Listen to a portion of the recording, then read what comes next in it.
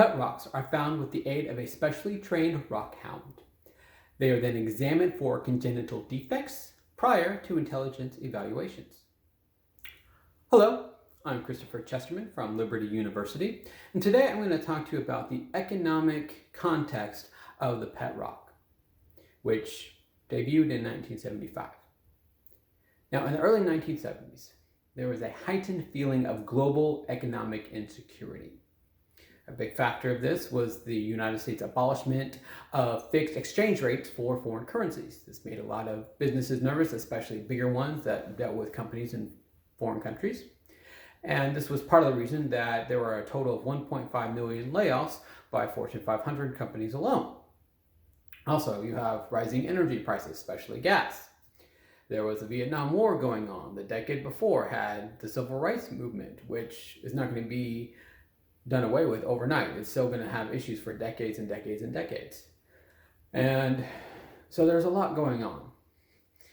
And in 1975, Gary Dahl, an underemployed copyright writer, he got this idea with a friend of his that a rock would make a great pet.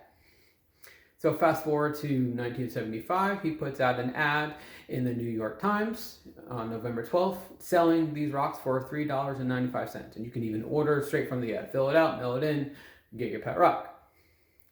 In early December, he sold 15,000 rocks a week at $2 per rock, according to the Washington Post, which is headquartered in DC.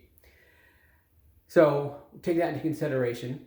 He's made about $90,000 between the November ad and the DC report. And as it became more and more popular, he got dissed a lot. December 20th, there was an ad for books where the author basically says that the pet rock is an unwise decision. Even the Library of Congress from 1975 in its copyright report said that the pet rock was less comprehensible than other standard forms of copyright. But regardless of this, he sold out in Washington, D.C. on Christmas Eve, and he had sold thousands at $4 a pop, so $3.95, $4, and thousands, so let's say 5,000, that's $20,000 in the couple weeks. So he's making a ton of money, and you multiply that by multiple cities, by 50, 100 cities. You can see why people got the figure 1.5 million rocks in total. And then the median price was about $3, $2 to $4. So it comes out to $4.5 to $6 million, depending on the price that you use. So he made $5 million. Now, he did copyright it, especially with the manual, because he published the manual. And that actually isn't too surprising, because copyright revenue and licenses went up by 10,000 or more every year from 1973 to 1976 because of these layoffs. See, these layoffs, more small businesses grew up because people had to find employment. They had to do something. And so a lot of these people innovated. They made their small businesses. Some of them were doing creative work. Some of them were writing songs. Some of them were just trying to create a new product. And so all this came together. And so there was a ton more creativity going on in the economic world of America. Gary Dahl just hit the jackpot. There are a lot of other things that went up. Some of them were probably successful, others were not. But he got something that was just super successful.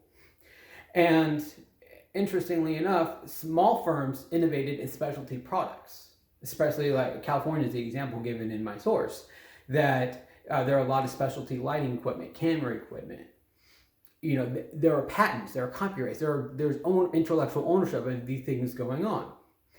And as a result, there's just a great boom in production and innovation. And Dahl himself, he actually laments the legacy of the pet rock. He did some other things later on that didn't pan out. He broke even on his next thing, and then another thing, he lost money. Wikipedia says his net worth was $2 million at the point of his death in I think around 2015. So he actually regretted trying to do too much with the pet rock. He tried to ride it too long. But he understands its impact. It is still like the quintessential like bad idea that blows up, basically. And just to put it in perspective, the $5 million he made off of the pet rock is worth over $23 million in today's money. Thank you.